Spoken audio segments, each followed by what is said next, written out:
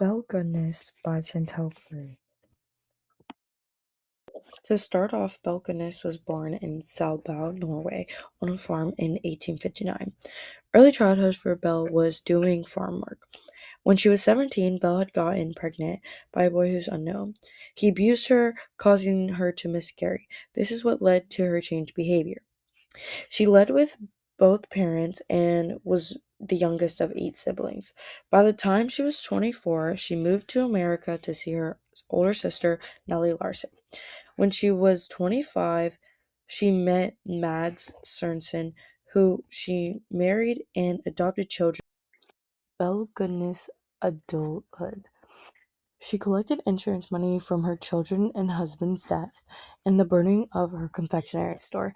Belle and Mads had 5 foster children: Caroline, Axel, Myrtle, Lucy, and Jenny.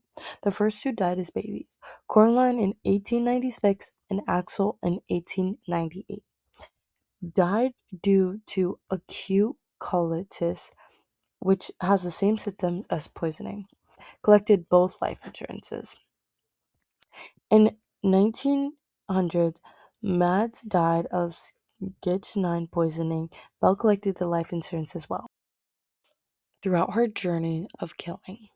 After her family's death, she moved to La Porte, Indiana with her 3 children, who she met Porter Goodness. They got married, and he had already had 2 other daughters. Soon after getting married, his youngest daughter died. 8 months later, he suspiciously died from a meat grinder hitting his head.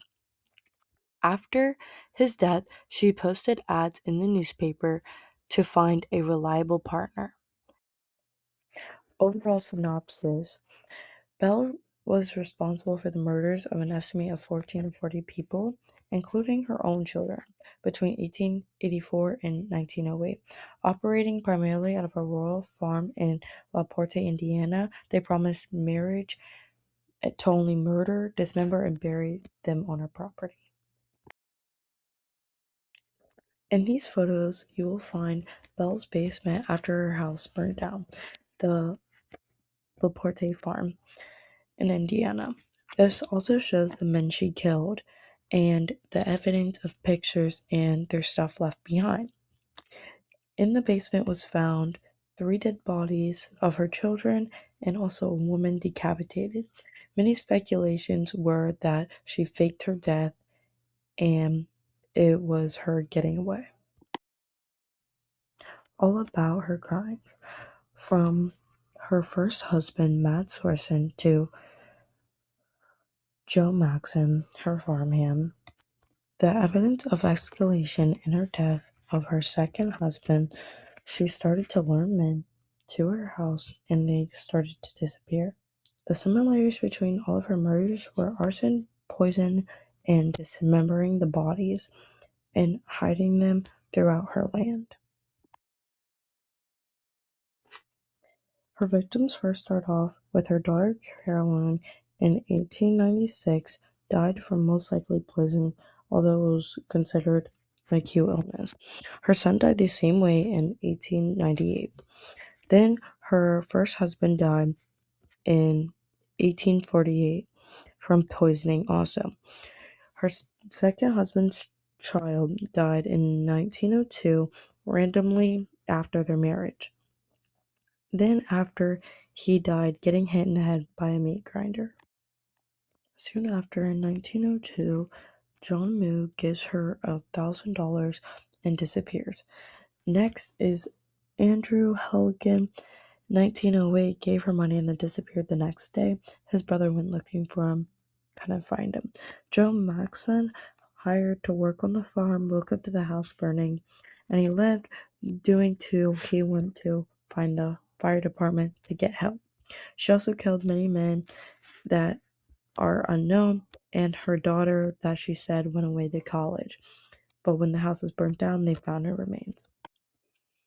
The 1908 investigation into Belle Goodness was primarily handled by the La Porte County Sheriff's Department and the La Porte Police Department, aided by federal agents in Chicago.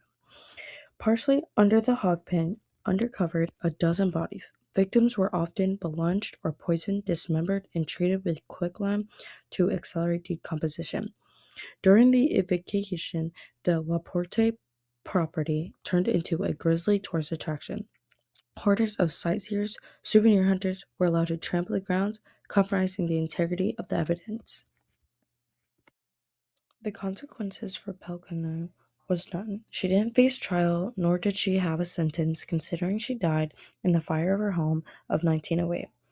The only victim that was left alive was Joe Maxim. He was in the house of the fire, but he woke up, tried to wake her up, and was able to get away to get the police department. Lastly, to determine if she's a psychopath or a sociopath. Belle Gunness would be considered a psychopath. Proof one is her absence of empathy. She murdered her own children. Number two, organized killer. All of her murders were planned out and she had a set plan, which was taking their money. Proof three, she was manipulative. She lured men into her farm by offering marriage and sex, wanting to get